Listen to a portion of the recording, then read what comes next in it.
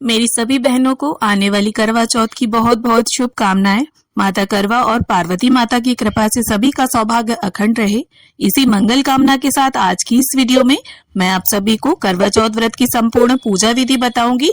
तो देखिए, कई बार ऐसा होता है, हम अकेले होते हैं, कहीं बाहर रह रहे होते हैं, तो हमें पूजन अकेले ही करना होता है। तो ऐसे में हम किस तरह से पूजन करें, करवों में क्या भरें, करवों को कैसे फेरें, तो इस तरह की तमाम जानकारी और सभी प्रकार की विधियां मैं आपको इस वीडियो में करके दिखाऊंगी। तो वीडियो में अंत तक बने रहिएगा।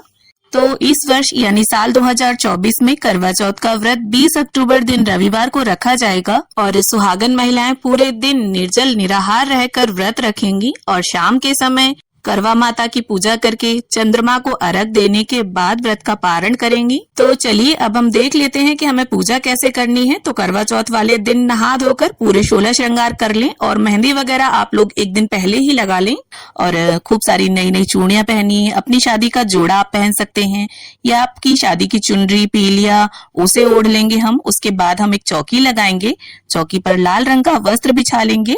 अब हम चौकी पर करवा चौथ माता को विराजमान करेंगे। तो करवा चौथ माता का आपको कैलेंडर या फोटो जो भी आपके पास उपलब्ध है, अक्षतों का या फूलों का आसन देते हुए आप उन्हें विराजमान करें। और देखिए, इस पूजन को कहीं कहीं सुबह किया जाता है, सुबह कथा पढ़ ली जाती है, और कहीं कहीं पर देखिए शाम के समय किया जाता है। तो हमारे यहाँ इस पूजन को शाम के समय किया जाता है, चंद्रमा के उदय होने से थोड़ा पहले। तो इस फोटो में देखिए गणपति जी बने हुए हैं, तो गणपति जी का पूजन भी हम यहीं पर कर लेंगे। अगर आप अलग से गणपति जी की स्थापना करना चाहें तो अपने मंदिर के गणपति जी को आप स्थापित कर सकते हैं चौकी पर। और देखिए, अगर आपके पास फोटो है तो आप पिछले साल की ही फोटो में पूजा कर सकते हैं। और अगर कैलेंडर लेते हैं तो हर साल हमें नया कैलेंडर लेना होता है। अब क्योंकि मैं आपको संपूर्ण विधि बता रही हूँ तो मैं यहाँ पर कलश की स्थापना करूंगी। बहुत से लोग करवा चौथ के व्रत में कलश की स्थापना करते हैं और बहुत से लोग कलश की स्थापना नहीं करते हैं। तो अगर आपके यहाँ कलश स्थापित किया जाता हो तो आप कलश की स्थापना जरूर कीजिएगा, और नहीं की जाती है तो इस विधि को आप स्किप कर सकते हैं। तो चावल से मैंने यहाँ पर अष्टदल कमल बना लिया है। उसके बाद हम एक तांबे का या पीतल का कलश लेंगे। कलश में एक स्वास्तिक बनाना है हमें और कलश के कंठ पर मोली बांध लेनी है। अब कलश के अंदर सबसे पहले हम गंगा जल डालेंगे। इसके बाद कलश को शुद्ध जल से भर लेंगे। हल्दी, सिक्का, सुपारी, अक्षत कलश के अंदर डाल देंगे और अब हम इसमें आम के पत्तों को सजा लेंगे। देखिए, अगर आपको आम के पत्ते ना मिले तो आप यहाँ पर अशोक के पत्ते भी प्रयोग कर सकते हैं।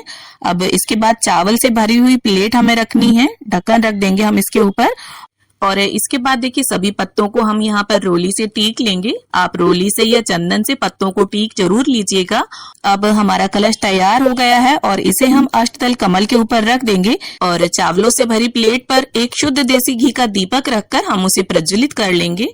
अब हमें गेहूं की छोटी छोटी 2 ढेरियां लगानी है और इस तरह से देखिए हमें 2 करवे चाहिए होंगे। तो जो अकेले पूजन करता है उसे 2 करवे चाहिए होते हैं। इस तरह से होल होता है करवे में। तो यहाँ सजे हुए करवे लिए हैं मैंने, आप सिंपल करवे भी ले सकते हैं या बहुत सी जगह पर देखिए एक पीतल का और एक मिट्टी का करवा लिया जाता है। तो जैसे भी आपके यहाँ करवे लिए जाते हो आप उस तरह से करवों को रख लें। और एक करवे में हमारे यहाँ ड्राई फ्रूट्स और मिठाई भरी जाती है। तो यहाँ पर मैं ड्राई फ्रूट्स, बताशे और मिठाई को भर लूंगी और एक करवे में हमारे यहाँ जल भरा जाता है। तो इस तरह से देखिए 2 करवों को तैयार किया जाता है और जो जल वाला करवा होता है वो हमारा होता है और जो मिठाई वाला ड्राई फ्रूट्स वाला करवा होता है वो पार्वती माता के नाम का होता है। तो अगर आप अकेले होंगे तो देखिए पार्वती माता से आप करवा को बदलेंगे, करवे को फेरेंगे। तो देखिए जो जल वाला करवा है उसमें हमें कॉटन लगा लेनी है और बहुत सी जगह सींक लगा ली जाती है, सीखें आती हैं वो लगाई जाती हैं। और इस जल वाले करवे से हमें चंद्रमा को अर्घ देना होता है। तो इसमें मैंने चांदी का सिक्का डाल लिया है, आप चाहें तो इसमें छल्ला भी डाल सकते हैं चांदी का। अब इन करवों को हम ढक्कन से बंद कर देंगे और गेहूं की ढेरी के ऊपर करवों को स्थापित कर लेंगे। तो इस तरह से हमारे दोनों करवे तैयार हो गए हैं। अब गंगा जल और फूल की सहायता से सभी को हम छींटा दे देंगे स्नान की भावना से और वस्त्र की भावना से। यहाँ पर देखिए हम सभी को कलावा अर्पित कर देंगे। करवा माता को यहाँ पर लाल रंग की चुनरी मैं समर्पित कर दूंगी। तो नवरात्रि में जो चुनरी आती है ना, हम वही ले लेंगे और करवा माता को इस तरह से उड़ा देंगे। अब इसके बाद गणपति जी का, करवा माता का, चंद्रदेव का, सूर्य देव का और फोटो में जितने भी देवी देवता सभी विद्यमान हैं सभी को हम तिलक कर लेंगे।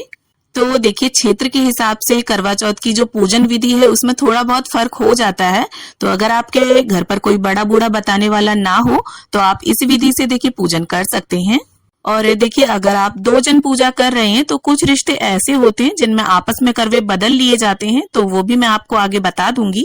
और ऐसे में देखिए अगर 2 लोग पूजा कर रहे हैं तो आपको एक ही करवा अपना तैयार करना होगा, 2 नहीं करने होंगे।